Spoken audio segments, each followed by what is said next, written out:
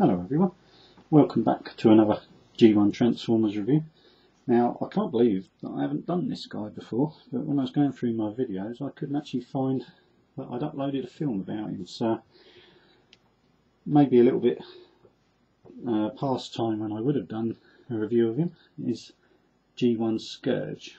Now I'll give you the usual thing I do, which is have a look at his box. Now this box is a little bit battered. I'll just get the camera up for you so you can see the artwork. Artwork actually a little bit more accurate to the actual figure, which is a bit more of a surprise. They always used to make it look a little bit better than it is, although they've given him a little bit more articulation than he's got, of course. But yeah, like I say, a little bit battered, but lovely sort of G1 box, what they used to do. A great sort of scene on the back there with Metroplex fighting, Decepticon, triple changes, and of course the Predacons we never got, which we should have got because they're a really great combiner set. And one day I will get them. But getting back to Scourge, you get his little write-up. Now if you want to pause that and read his little bio, and of course you always got the tech spec decoder type of stats there on the side. But yeah, normal sort of G1 box.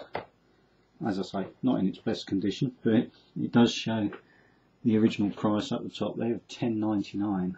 So if only we could still buy figures of this quality and this size for $10.99, that would be quite nice.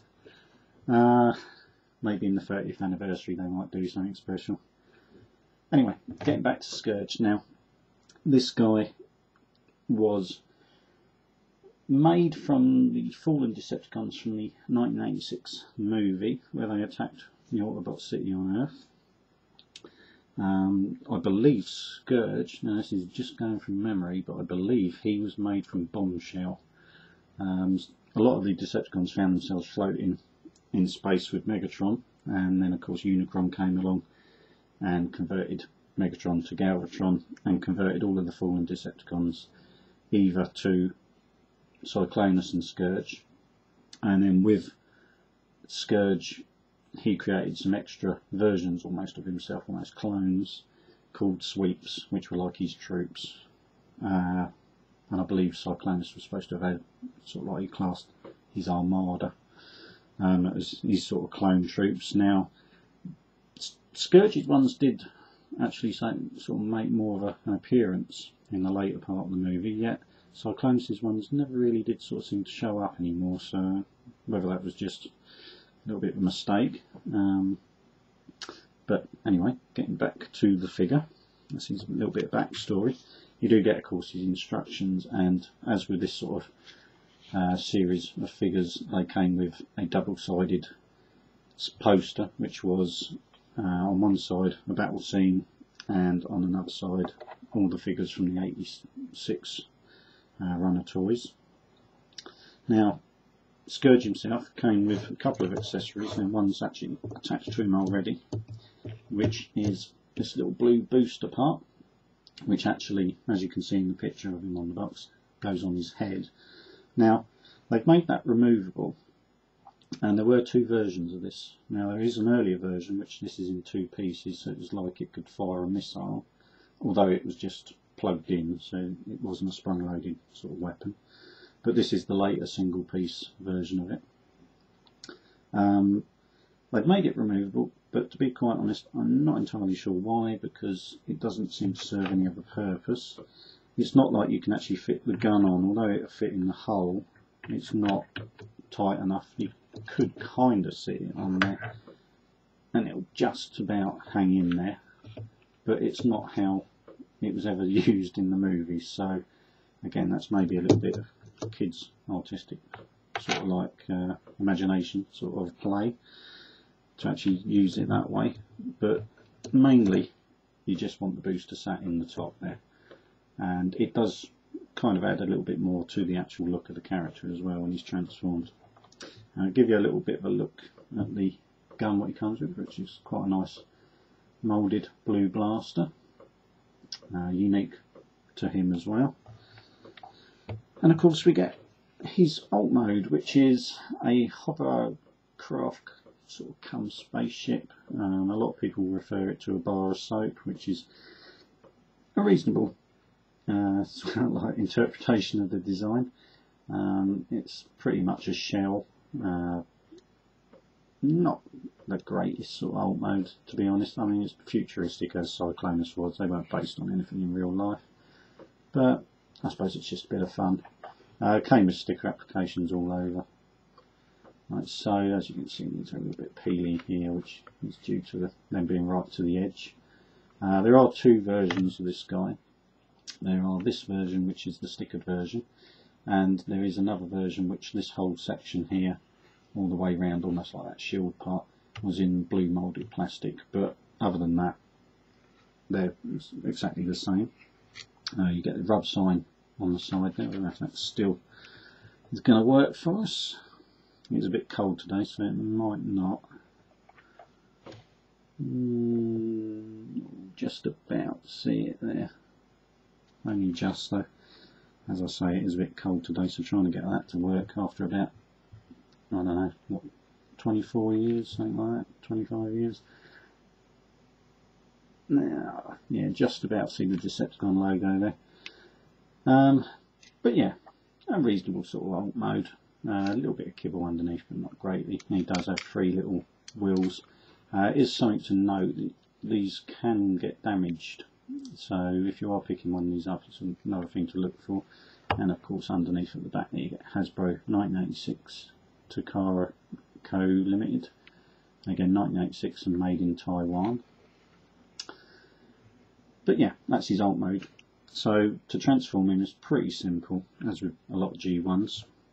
First of all, you want to take this front section, which is in 2 halves, but you want to pull that forward, and it unclips slightly, and then you want to give it another good tug, and it will clip into place. You then want to more pull in at this sort of point near the boosters, because it's the point at which they pull out through there. You want to pull them apart, like so, and they split and go out to the sides. But now, before you do anything else, you want to push down on this back part, which is like a engine vent, and revolve that down to the back like so. And then again, before touching these, because this can sort of catch if you don't do it the right way around on other parts, this centre section's got a split in it, and you've got to work them apart now on little catches. And then you've got to turn both of these sections so that the blue stickers on top are facing each other, and the little wheels are on the outside. They are just a little bit tight together, so you just got to be a bit careful, obviously, in case you're wearing against other parts. And then these sections flip round like so, and that is obviously forming the legs. And then you take these blue sections and flick them forward, and they sort of just get a little bit tighter just to the end of their movement, and they lock in place and become his feet. Now, where these 2 sections of the fuselage of the ship have been pulled out to the sides, you just need to swing them round to the back, and you're nearly there with the transformation, as you can see. Now, as I say, the booster part is on top of his head, and you just flip that up to the back where that engine vent used to be, and then where this little cover, which was covering his face in the ship mode, is, you just flip that up, and that just closes up and sort of hides the mechanism a little bit, and you end up with G1 Scourge. Now, there are a couple of little things what they could have done to improve the figure. The first is, if they'd have hinged along this edge, these side sections could have folded out and been a little bit more like these original G1 Seeker sort of wings, and that would have given him a slightly better sort of look, because in the cartoon these rear sections were more like a cloak and gave him that slightly sinister look. That would have been a nice little touch, but as it is, it's made him look a little bit of a shell former on the back. Another thing they could have done maybe was give him some waist articulation. I don't think that would have affected the actual transformation at all, and might just give it a little bit more playability. Leg articulation wise, there is none at the hip, which again, you know, these days that could have been a ball joint and then you have had full range of movement. You haven't got any knee articulation, although it shows it in the picture there, even showing like if he's got cogs, like if he could actually bend his knees. The figure doesn't, and that's mainly because of course this sort of front section of the ship, being that it forms the leg, is actually behind and literally stops it being able to move. So that's about as much as you can actually get with it, and that's it. So not quite the same. Obviously he's got a little bit of stick wear here and there as well, because he's a pretty old boy now.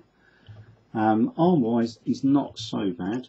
He does have shoulder articulation, and he does have a limited range of elbow articulation. And as soon as I've bent his arm up, I'll pop his gun in, which just sits on the little peg, straight into the fist. And that's pretty much G1 Scourge. Now, another point to watch out for if you're getting one of these is these sections here on the upper leg are cast metal and they're painted. You do get some paint wear on those, so it is worth watching out for that if you're picking one of these guys up. Obviously things like screws and that rust, but this one's in nice and tidy sort of order. Also another thing of course would be the usual thing, because he's light coloured plastic, almost a light bluey grey on these sort of main ship body parts, and that is prone to discoloration over the years, and again the same to look out for. But other than that, he's a pretty sturdy, well made figure and pretty good. Now if I bring in something to give you a size comparison,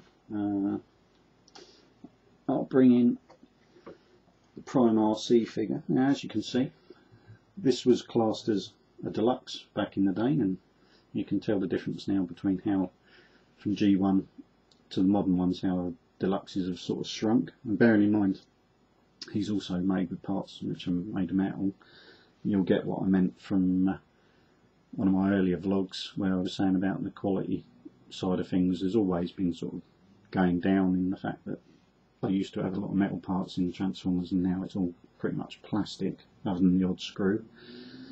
But yeah, I'll take RC out of the way before he decides to bump off an Autobot, and yeah, I'll leave the review there.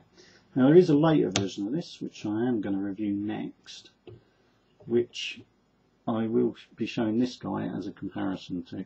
Now for those that already know which one that is, you'll know what's coming up, but for newer fans you'll have to wait and see. Anyway, thanks for watching.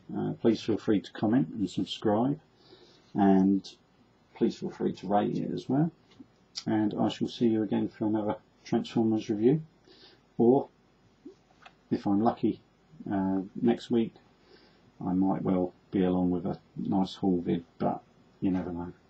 This last week was pretty bad on weather, so that's why you're getting a review rather than a haul. Anyway, thanks for watching, and I shall see you again.